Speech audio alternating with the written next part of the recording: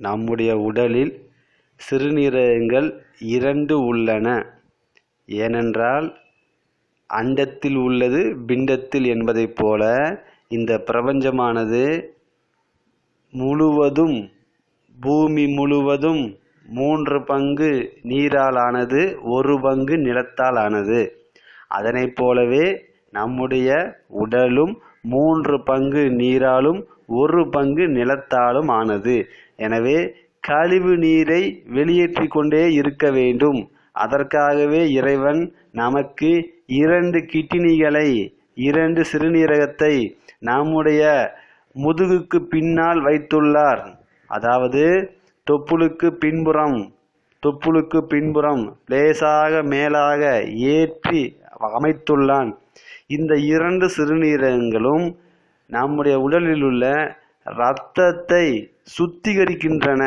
அதாவது இரத்தத்தில் கலந்துள்ள கெட்ட உப்புக்கள், வேதி பொருட்கள் ஆகியவற்றை சதா சர்வகாலமும் பிரித்து கொண்டே இருக்கின்றன. நம்முடைய சிறுநீரகத்தில் பின்னல் வலை போன்ற அமைப்பு உள்ளது. எனவே இரத்தம் அங்கே சென்றவுடன் நன்றாக வடிகட்டி மீண்டும் இருதயத்திற்கு பம்பாகிவிடும். அதாவது கிட்னிக்கு வரும் இரத்தமானது அசுத்த இரத்தத்தை ஃபில்டர் செய்து நல்ல இரத்தத்தை திருப்பி இதயத்திற்கு அனுப்புகிறது.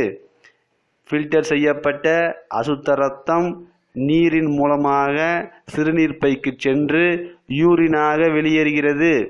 எனவே நாம் நம்முடைய உடலை பேணி பாதுகாக்க வேண்டும். அதற்கு நாம் செய்ய வேண்டியது உடலில் உள்ள தோலை பாதுகாக்க வேண்டும். ஏனென்றால் கிட்னி நன்றாக இயங்க வேண்டுமென்றால் அதற்கு தேவையான ஆக்சிஜன் தேவை. ஃபில்டர் செய்வதற்கு கிட்னிக்கு தேவையான பிராணவாயுவும் ஆக்சிஜனும் தேவை. எனவே நாம் நன்றாக மூச்சை இழுத்து விட வேண்டும். தோலை பாதுகாப்பதற்கு எண்ணெய் தேய்த்து குளிக்க வேண்டும். இம்முறையை தொடர்ந்து செய்யும் பொழுது 2 சிறுநீரகத்தில் உள்ள சிறுநீர் குழாய்கள் வலுப்படும், யூரினரி பிளாடர் வலுப்படும், யூரின் நன்றாக செல்லும். எனவே நாம் வாரம் 1 முறை எண்ணெய் தேய்த்து குளிக்க வேண்டும். நன்றாக இரவில் உறங்க வேண்டும்.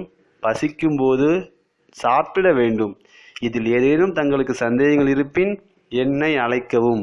செந்தில்குமார், அக்குபஞ்சர் செந்தில்குமார், சென்னை 7401322874. நன்றி.